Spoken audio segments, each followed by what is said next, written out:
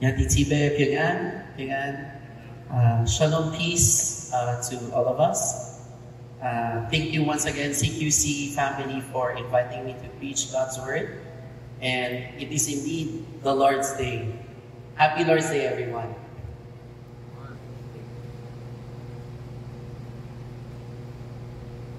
Our passage today is found in Luke chapter 15, verse 1 to 10. If you have your Bibles with you, I want to encourage you to read with me. And after that, please stay on that verse so that you can also check while I'm sharing these verses with you. Let me read to you God's Word. Luke chapter 15. Now the tax collectors and sinners were all drawing near to him. And the Pharisees and the scribes grumbled, saying, "This man receives sinners and eats with them." So he told them this parable. "What man of you, having 100 sheep, if he has lost one of them, does not leave the 99 in the open country and go after one that is lost until he finds it? And when he has found it, he lays it on his shoulders, rejoicing. And when he comes home, he calls together his friends and his neighbors, saying to them, 'Rejoice with me, for I have found my sheep that was lost.' Just so, I tell you, there will be more joy in heaven over one sinner who repents than over 99 righteous persons who need no repentance. Or what woman, having 10 silver coins, if she loses one coin, does not light a lamp and sweep the house and seek diligently until she finds it? And when she has found it, she calls together her friends and neighbors, saying, 'Rejoice with me, for I have found the coin that I had lost.' Just so, I tell you, there is joy before the angels of God over one sinner who repents." May the Lord bless the reading of His Word. I entitled this sermon, "Committed to Know Christ, Lost and Found." I've shared this with you. One of the most important call of Christ is this: "Whoever wants to be my disciple must deny himself, take up the cross, and follow me." I also shared with you true Christianity is understanding the call of Christ, that despite knowing and counting the cost, a true Christian will humbly be willing to surrender his life and follow Jesus, who in the first place have rescued us, redeemed us, restored us, and gave us new life in Him. In the context of our passage, He found us. For the past few months that I've been sharing this with you, we have been probing the ministry of Christ in the Gospel of Luke. You would notice how Jesus ministered to those who are in need, even in the face of the opposition from the Pharisees and the scribes. And I feel the need to reiterate His call, the call of Christ. Have we counted the cost? Have we counted the cost? The first step in following Jesus is again to surrender, to repent, meaning to truly turn away from sin and humbly return to Christ, who is our perfect Redeemer and Lord. If then we are willing to follow Jesus, then we must also be committed to know the one who rescued us, Jesus. And so in 1 Corinthians chapter 8, verse 3, it says, "But if anyone loves God, he is known by God." In Matthew chapter 7, it also says, "On that day many will say to me, 'Lord, Lord, did we not prophesy in your name and cast out demons in your name and do many mighty works in your name?' And then will I declare to them, 'I never knew you. Depart from me, you workers of lawlessness.'" So It's a starking contrast, right? You will be shocked. If God loves me, then He should know me. But on the other hand, not everyone who says, Lord, Lord, will enter the kingdom of heaven. What is Jesus saying? So my question is this: do we really know Christ and love Him deeply with our all? Because truly, it is evident in His Word that He loves you. He cares for you. He even welcomes you into His family. He even carries you when you were lost. If we do, are we committed to let Christ be the shepherd of our lives? If we do, are we willing to be carried in His arms and let Him lead us in our lives? Or maybe the best question that we need to probe our hearts is this: are we truly found by Christ and in Christ? You see, the gospel reading today is about the lost sheep and the lost coin. In reality, there's a longer version. When you continue Luke chapter 15, from verse 11 all the way, it's about the lost son, or better known as the parable of the prodigal son. This was the time when the group of people were now engaged and determined to follow Jesus and listen to Him. Notorious of their time were the tax collectors. Very relevant of our time. May I add, in our context, DPWH contractors. No? These were the people. But these were the time when these people who were known to be corrupt, the sinners, quote unquote, were drawing near to listen to the words of Christ. On the other hand, there's another picture here. There's another group of people, following Jesus, and that is those were the Pharisees and the scribes, who were there to observe and investigate Jesus. Because at that time, many were already following Jesus. They were so curious, what is this Jesus doing? What is He teaching that people are now starting to believe and follow His teaching? Seeing Jesus among the crowd, seeing Jesus among the sinners, the tax collectors, I would add, even the people that they hated, because they're too corrupt. They grumbled, saying, "This man receives sinners and eats with them." And so Jesus heard them. Probably in His heart, He knew the thoughts of their hearts. He began speaking to them and preached using these 3 parables.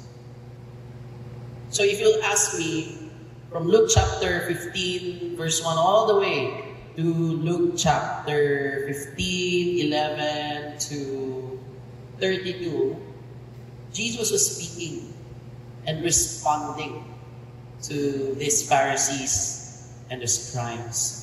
If you're going to ask me, this parable is the parable of the lost. I believe that it is the parable of the lost.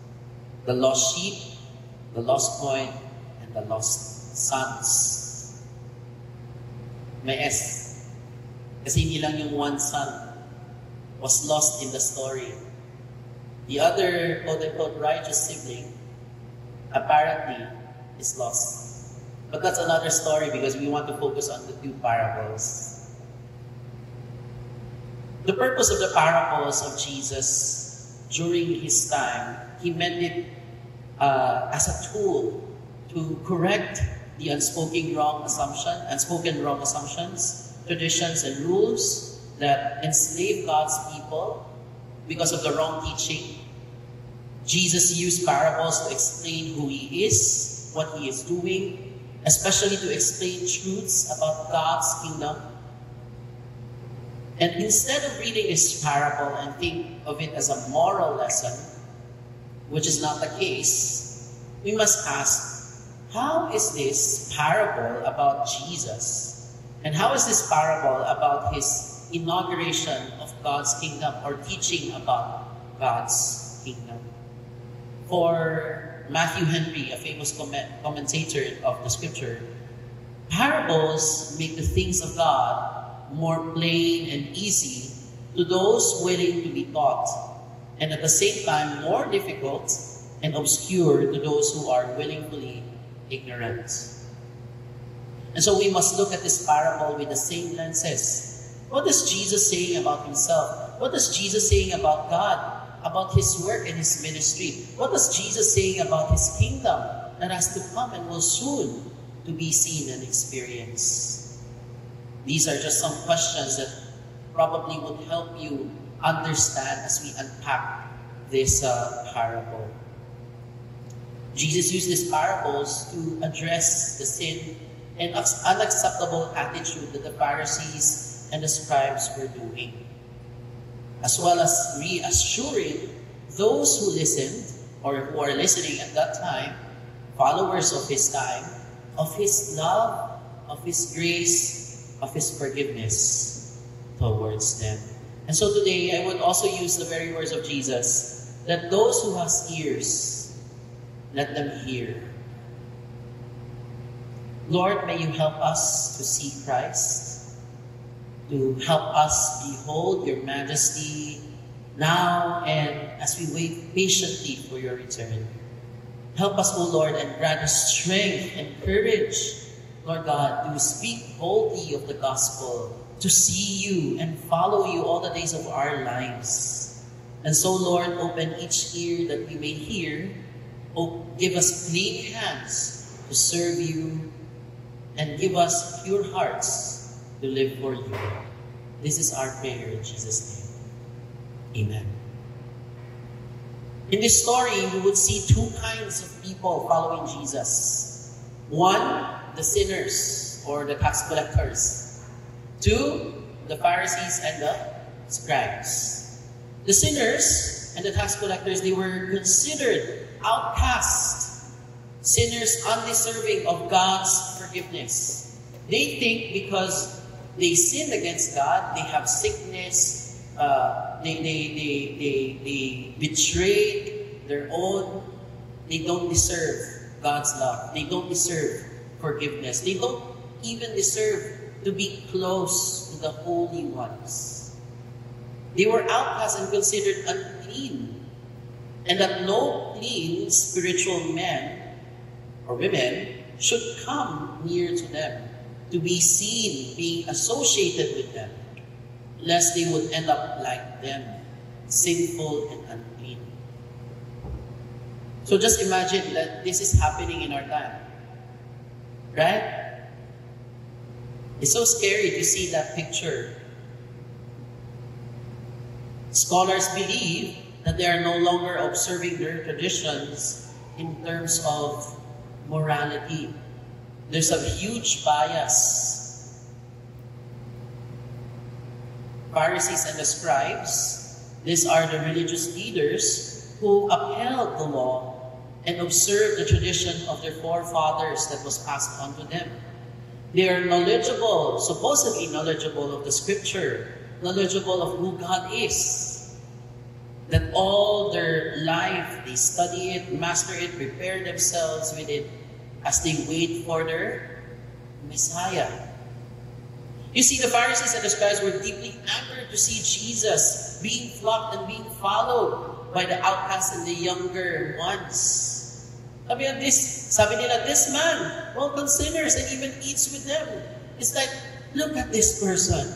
What is he doing? He's destroying our tradition. He's destroying the understanding of God. He's not aligned with us. He's not aligned with God's word. And so the Pharisees and the scribes would say, they were deeply angered to see Jesus fellowshipping, walking with the sinners and the tax collectors. You see, the tax collectors of their time were known to be not only a betrayer, they were traitors. Because they betray not only because of corruption, but because they are also collaborators of the Roman Empire. They were collecting taxes and submitting those taxes to Caesar, the Roman emperor. And so they hate that because the Roman Empire conquered them and enslaved them with their rules and their regulations. In this case, we know Jesus heard their rants and complaints. And so he began presenting this parable to teach them, to correct them, and probably even to let his hearers know that he loves them and cares for them. These parables were not meant to make us warm our hearts and cry, but also, or rather, to shatter the unbiblical and, you might say, inhumane standard of our hearts, sinful standards of our hearts that could have built up through the years. It was meant for us to re-examine also ourselves and provoke our minds and hearts on how we see God, sin, and salvation. Today I would propose 4 points so that you will remember, but this would not take long. 4 points abbreviated in LOST, L-O-S-T. L, lost in sin and darkness. Could you tell that to your seatmate? Lost in sin and darkness. Lost in sin and darkness. Second is O, outpouring His lavish love for His own people. Outpouring His lavish love for His own people. S, sharing in His delights. Sharing in His delights. And lastly, T, testimony to our community and to the world. Testimony to our community and to the world. Let me go to the first point. Lost in sin and darkness. I'm sure it's no secret already that we have fallen short of God's glory. I'm sure all of you are familiar with the scripture that no one is righteous, not even one. The scripture says. In the parables, this parables today points us to the total depravity of man. We are lost in sin, we are broken, and in darkness because of sin. As man has fallen to sin, cursed, and vanished out of the Garden of Eden, we know that story. Nothing of our own volition can rescue and fix the broken relationship with our sovereign Creator. Because of sin, it made a huge gap between God and man. In fact, we are eternally, supposedly eternally, separated from God forever. We are in need of a Savior and Lord. Adam Clarke once said, no creature strays more often than a sheep. Jesus used the parable of the sheep probably because it was a familiar picture to everyone. Sheep was accustomed to the tradition of God's people during those times. They know the life, the cycle of life of a sheep. Some of them are even shepherds taking care of sheep, so they understand that picture. Adam Clarke goes to say, none is more heedless. None is so incapable of finding its way back to the flock.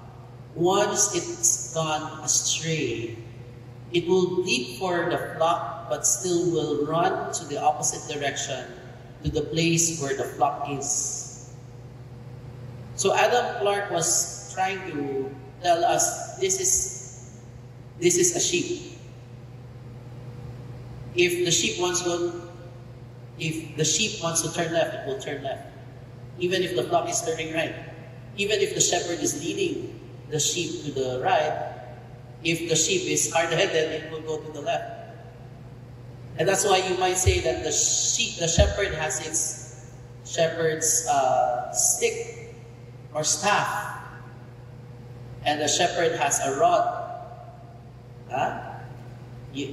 How did I know that? Psalms 23. Your rod and your staff, they comfort me. Wow.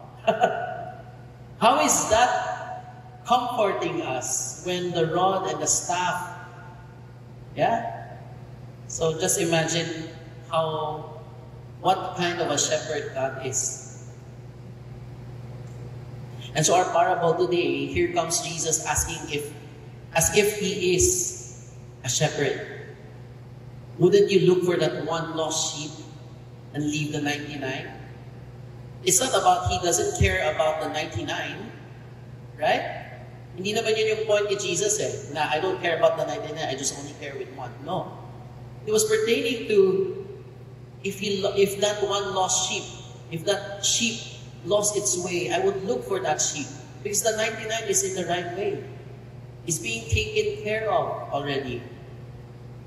It's a common image of their time. Shepherds would even put their sheep on their shoulders once found. He would carry that sheep para hindi na siya mahirapan. He would carry that sheep and carry it back to the sheepfold. Because they are incapable of bringing themselves back. So spiritually speaking, you now come to an understanding that this is the love of God for us. We all, like sheep, sabi sa Isaiah, gone astray. And that is true. Have lost its way. We have lost our way. Because in the first place, we were separated from our shepherd. Because we were separated from our Creator who loves us and cares for us, who owns us, who created us.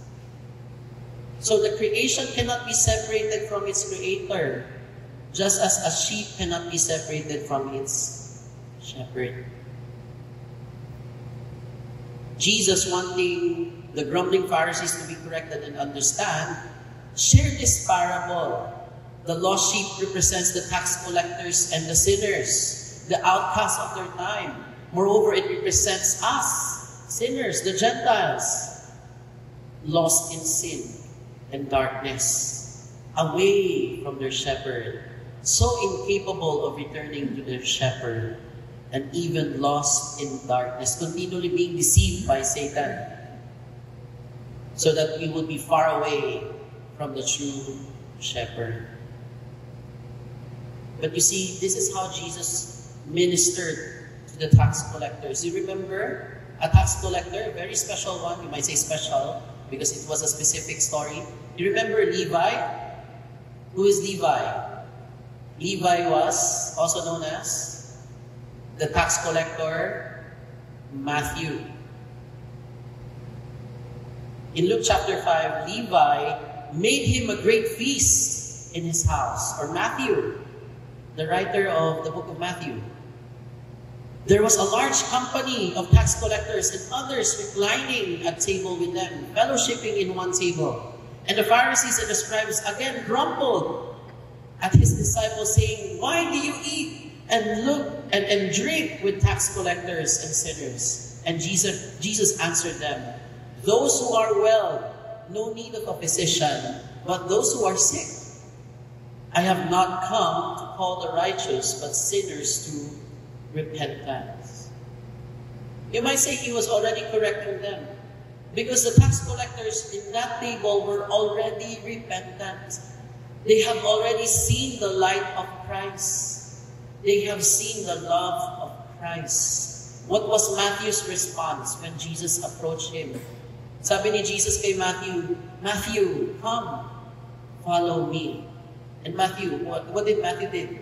He stood up, left everything behind from his tax collector's booth, and followed Jesus. And the rest is history. God changed his life. Jesus changed his life. You see, he didn't end there. After that, he invited his colleagues, tax collectors of the same office, his best friends, kasi sila na lang magkakaibigan, they don't have friends anymore because they were hated. So the only friends that were left were the same outcasts, the same tax collectors. He invited the tax collectors to listen to this Jesus who was offering forgiveness, who's offering new life. They thought they would be lost forever. It was an assumption, but I think ganun yung situation. They thought they would not see God anymore. Probably some of them are lost in money. That's why they were corrupting people's money, because they were greedy. They want more. They want to be richer and richer. And you know that already. You've seen the news. How billions and billions were stolen from people's money because of, number one, greed. Because what they have was not enough. It's the same greed. It's the same loss and brokenness in these people.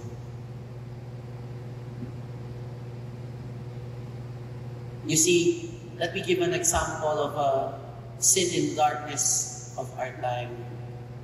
If you've been watching the world news lately, you know that there is this certain Charlie Kirk in the United States. The late Charlie Kirk was assassinated.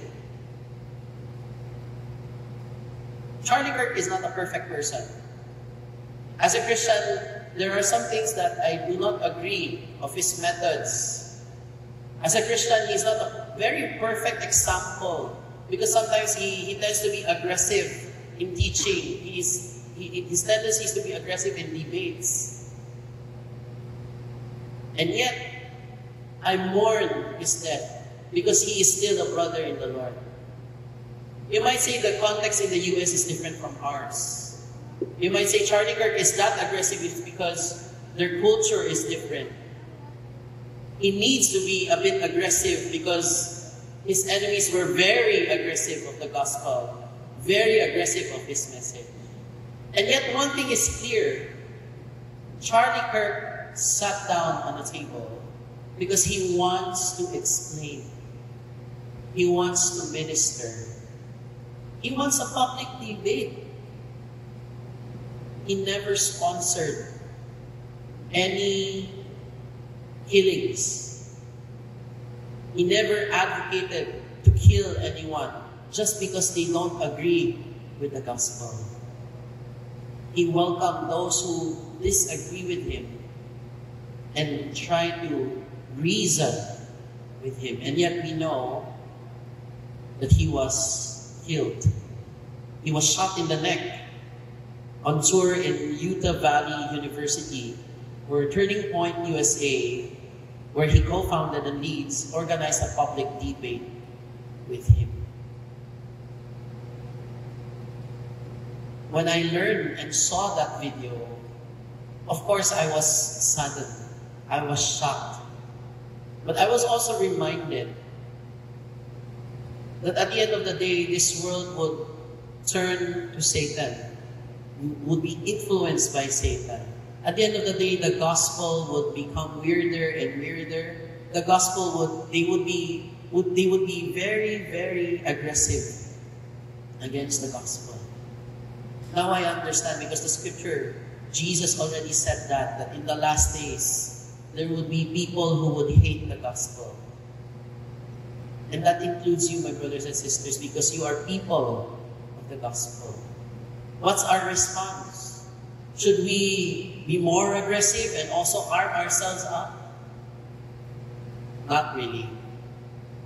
You see, Jesus did not do that.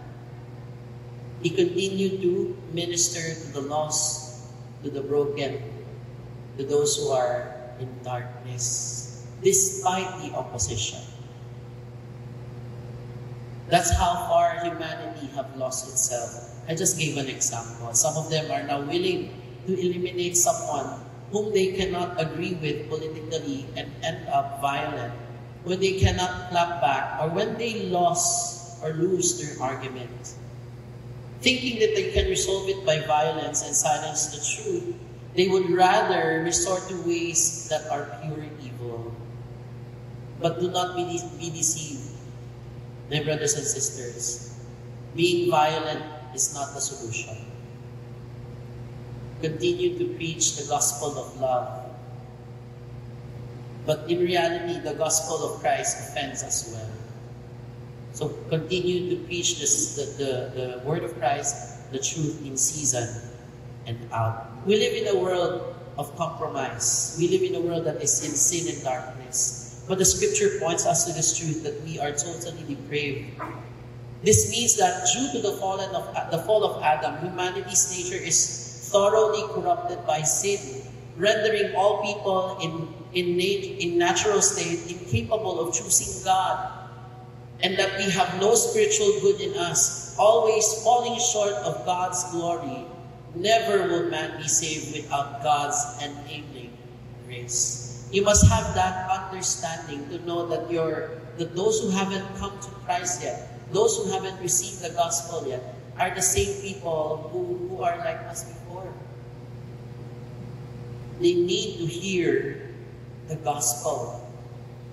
The parable of the lost sheep points us how easy for man to fall short and choose this sinful world. It points us to the truth truth of temptation, and how easy a sheep would fall and be lost even when flocked with the 99. How easy for us to get lost and continue to be lost in darkness. What the Pharisees and the scribes did not realize is that all of us need saving. All of us are equal in the sight of God. All of us were created by God in His image. Kaya lang, you were corrupted because of sin. Is there redemption available for us? Jesus was on a mission to bring them back, to bring us back, to restore us, as He called for repentance. And so in this passage, you would see that those people who followed and listened to Jesus were the people who repented. Those were the people who understood and grasped how wide, how deep is the love of God for them. I'm afraid that many Christians today may have the same grumbling hearts. Why is this person mingling with these people? They're not saved, they're not Christians. Di ba? Minsan ganun tayo mag-isip. And yet, as long as we minister the gospel to them, don't grumble. In fact, you are encouraged to even pray for that person who's ministering to the lost.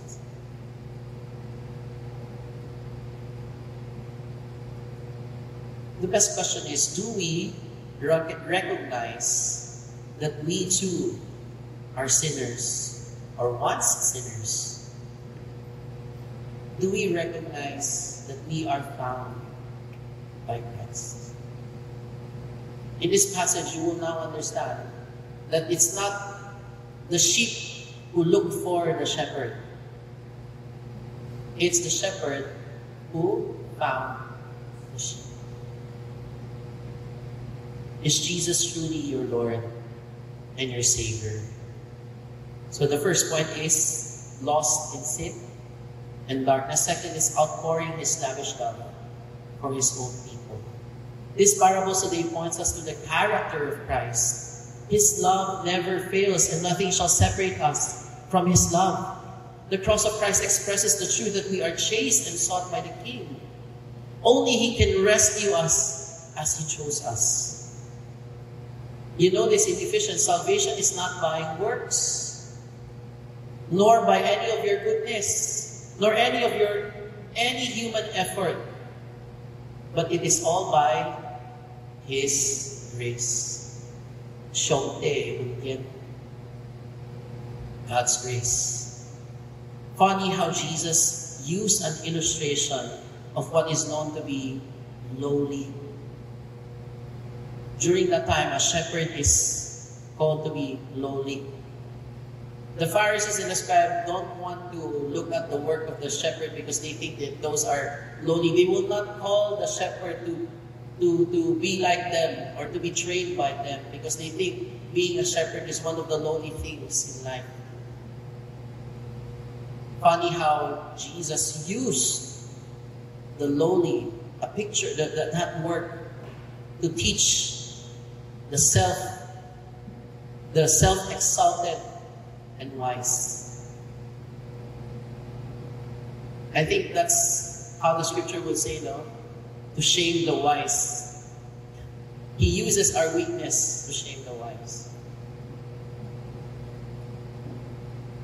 Because the Pharisees and the scribes built a culture of exclusivity, thinking that those aligned with their self-righteousness can be changed and transformed by God. You see, the prophet Isaiah wrote that just like a sheep, we too all have gone astray. Yet God, in His grace and goodness, set out into the wilderness to seek the stubborn heart that betrayed Him, and to restore His loving fellowship to the one who had turned his back.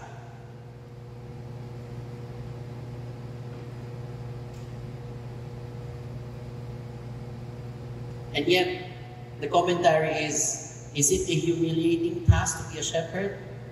No. Yes, at that time, yes. Or now, no.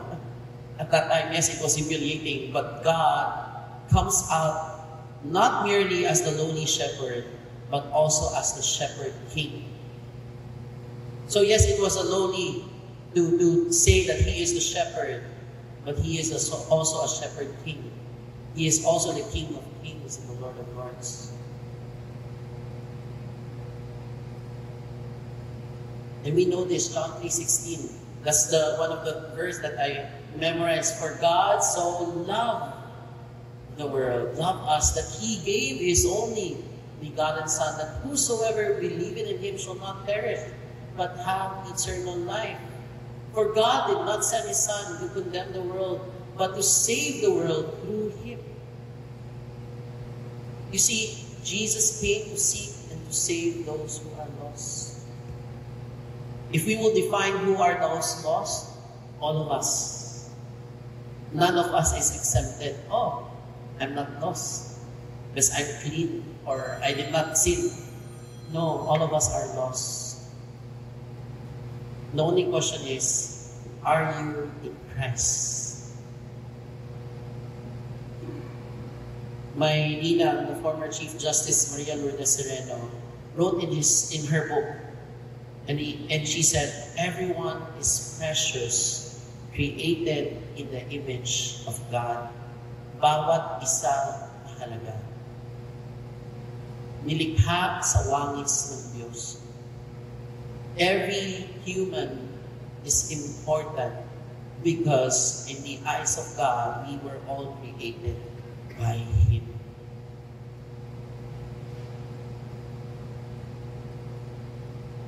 The only question is, when we are found by Christ, are we rejecting His lavish love and grace poured out to us? Let me repeat that. When found by Christ, are we rejecting or still rejecting His lavish love and grace poured out to us? You see, my brothers and sisters, every Sunday, we are gathered in this place to be reminded of His love, to be reminded of His forgiveness, to be reminded of His redeeming grace for us.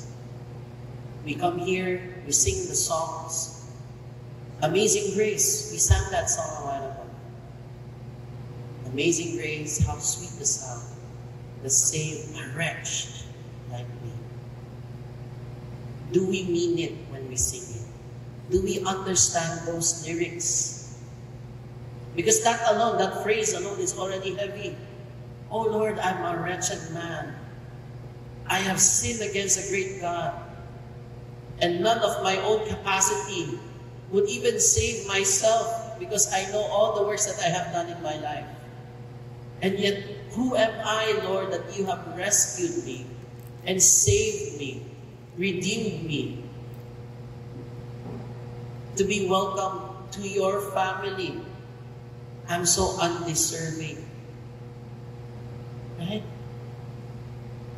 That is how the shepherd loves us. Third, sharing in his delight. The parable teaches us that the Lord delights to see one poor soul truly repentant and return. What's important in this passage that we read is that we truly repented. It doesn't mean that when we repent tomorrow, we will not be tempted anymore. No. Because mind you, when you repent and follow Jesus, that's the time you'll experience how the temptation will magnify in your life. Because you always want to return where you came from. Like a sheep, you want to turn left again. And yet now as a Christian, you share in God's delight. As a Christian, the Holy Spirit lives in you. As a Christian, He gave you new life. It is no longer I who live, but Christ lives in me. Galatians 2:20. I am a new creation, found in Corinthians.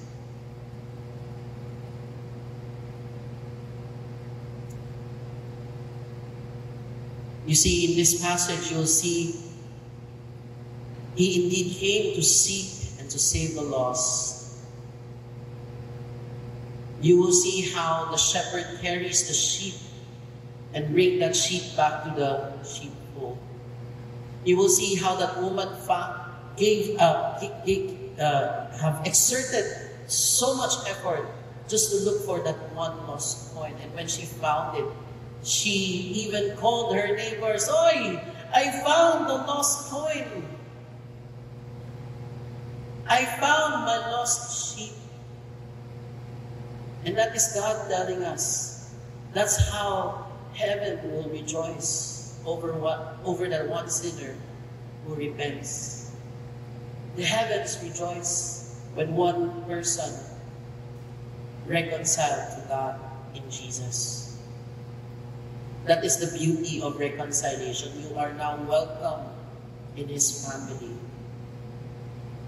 And so death is no longer, in Chinese kasi na we have this fear of death. Nyasila. Diba? We're afraid to die because we don't know what's next. That's the concept in our community, right? In our Chinese community.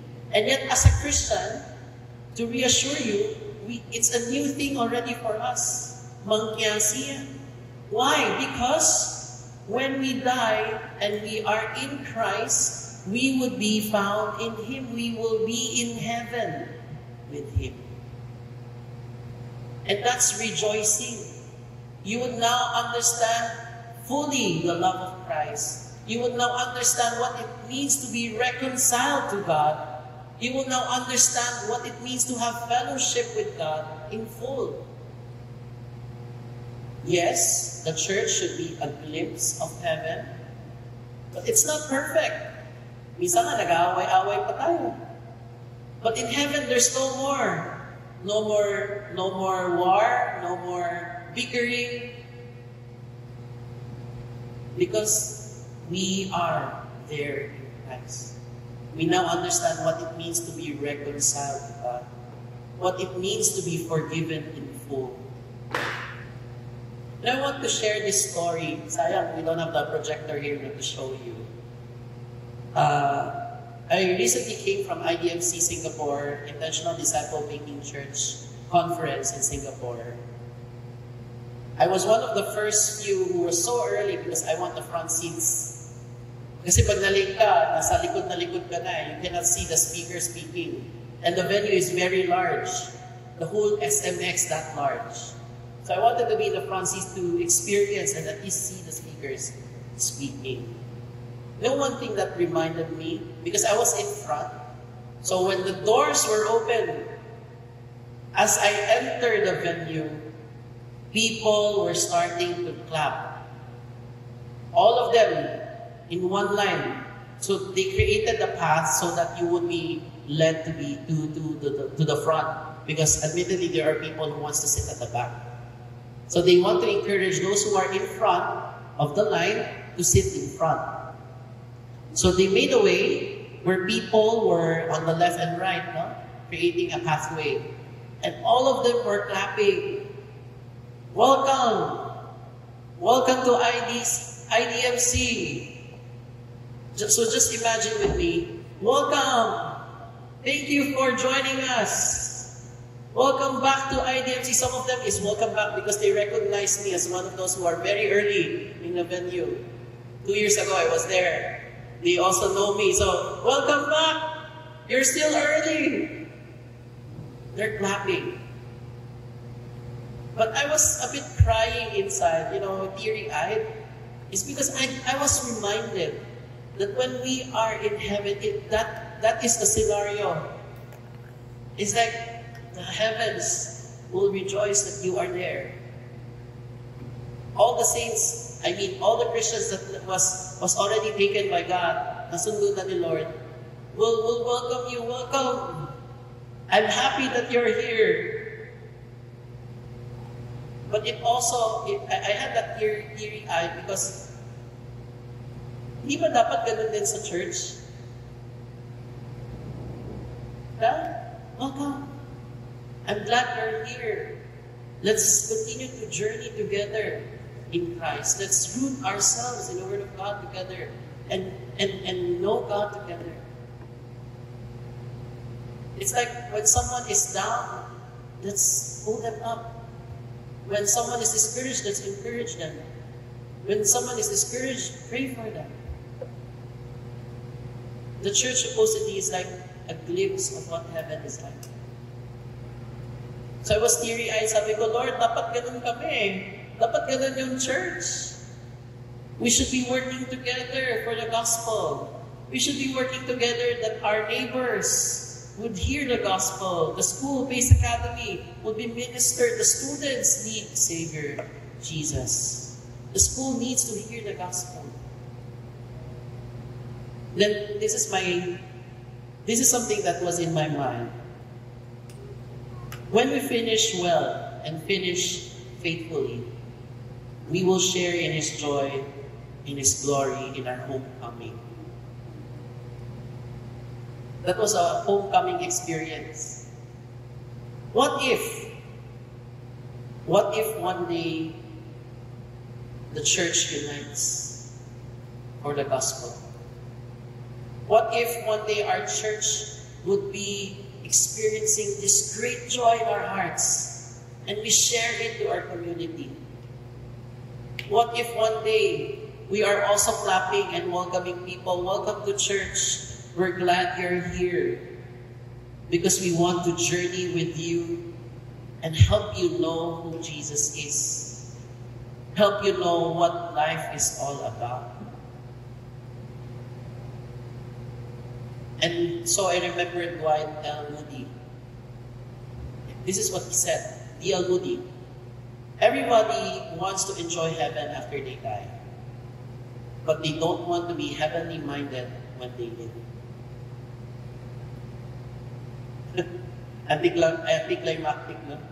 Everybody wants to enjoy heaven after they die, but they don't want to be heavenly minded when they live. And so I encourage you, my brothers and sisters in Christ, share in the delight of Christ. If His mission, if His goal was to save the lost, point them to His light, then that is our mission as well. That must be in our hearts. To tell others of God's love, forgiveness, and mercy. God's kindness is meant to lead us to repentance. Repentance leads us to salvation. Salvation is eternal security, eternal life in Jesus. As we follow Jesus and live in repentance in Him, We are called to be co-heirs of God and will participate in God's magnificent splendor and honor in eternity. And last one is testimony to our community and the world. The parables teach us how we too can be a good testimony and a lighthouse to our loved ones, to our family, to our friends, to our neighbors. And we are the first Bibles that the world would look at. Do we have the heart and mind of Christ when we minister? Do we have the same heartbeat for the lost, for the broken, and those in darkness?